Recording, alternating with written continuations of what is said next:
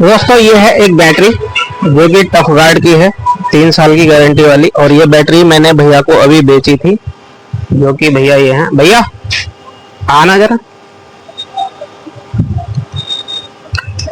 ये भैया बैटरी लेकर के गए थे और इसके अंदर बैकअप नहीं आ रहा था और बिल्कुल नई बैटरी है ये। अब इसकी क्या प्रॉब्लम थी इसके बारे में भी बात करेंगे। पहले इनसे जान लेते हैं कि वहां पर ये कैसे चल रही थी और क्या दिक्कत आ रही थी। बतलाना। आ रहा था, कितनी देर चल रही थी ये बैटरी? ये 10 मिनट भी नहीं चली। 10 मिनट नहीं चल रही थी बैटरी। तो इसके अंदर एक्चुअली प्रॉब्लम ये थी कि ये घर पे लगाने के बाद 10 मिनट भी नहीं चल रही थी। अब मेन रीजन बैटरी का नहीं, इनके इन्वर्टर का था।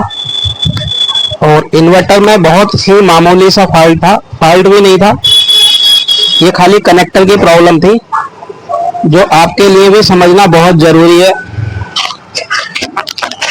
तो ये बैटरी 10 मिनट भी बैकअप नहीं दे रही थी इनके घर पर लगा करके, सिर्फ 2 पंखों पर।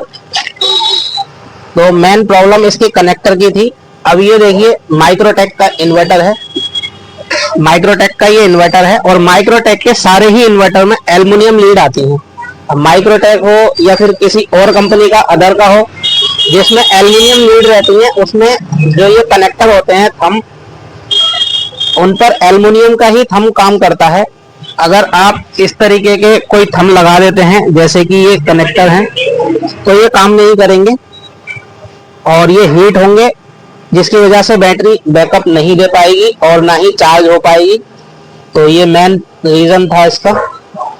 अगर आपके साथ भी ये कोई प्रॉब्लम आती है इस तरह की, तो आप इसको डायरेक्ट लगा सकते हैं छील कर, या फिर एल्युमिनियम के थंब इससे बहुत ही टाइट करके आपको लगाने हैं, तभी ये काम करेगी। अब ये देखिए इस पर हमने लोड डाल रखा है 400 वाट का, 200 वाट के 2 बल्ब जला रखे हैं और लगभग आधा पौन घंटे से ये चल रहे हैं, जबकि 10 मिनट भी ये बैटरी नहीं दे रही थी।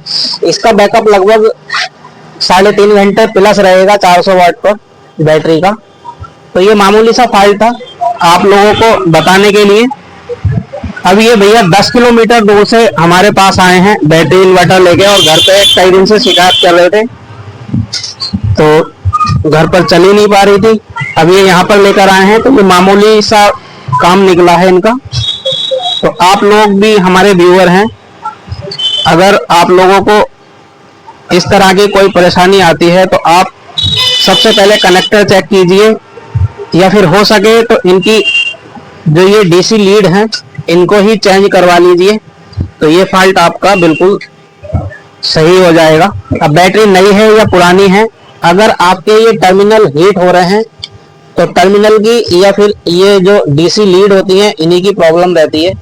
टर्मिनल का हीट होना, या तो आपके नट बोल्ट लूज होंगे, या फिर ये ठीक से करंट नहीं ले पा रही होगी वायर, या फिर आपके अगर थंब लगे हुए हैं तो ये थंब आपके सही से दबे हुए नहीं होंगे, या फिर इस तरह के होंगे जैसे कि ये पीतल के थंब लगा रखे हैं इन्होंने एल्युमिनियम की लीड पे, तो ये काम नहीं करेंगे। तो दोस्तों अगर आपको भी ऐसी कोई प्रॉब्लम आए तो आप खुद से ठीक कर सकते हैं।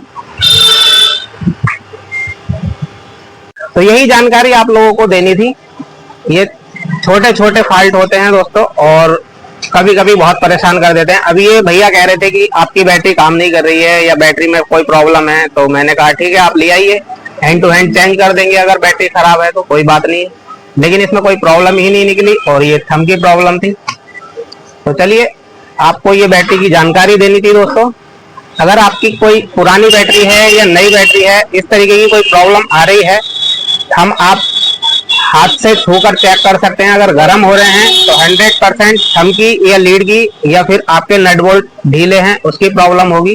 कार्बन वगैरह साफ करके आप नए थंब लगा सकते हैं। अगर एल्युमिनियम की लीड है, ध्यान देना, अगर एल्युमिनियम की लीड है तो आप एल्युमिनियम के ही थंब इस्तेमाल कीजिए। ये पीतल के या फिर ब्रास के उस पर अच्छे से काम नहीं करते हैं, या फिर कॉपर की वायर है तो ये थंब आपके काम कर जाते हैं। तो दोस्तों यही आपको जानकारी देनी थी। अगर आपको ये जानकारी अच्छी लगी हो तो वीडियो को लाइक करना, और चैनल पर नए हैं तो चैनल को सब्सक्राइब कर लेना। मिलते हैं ऐसी ही नेक्स्ट वीडियो में, तब तक के लिए नमस्कार।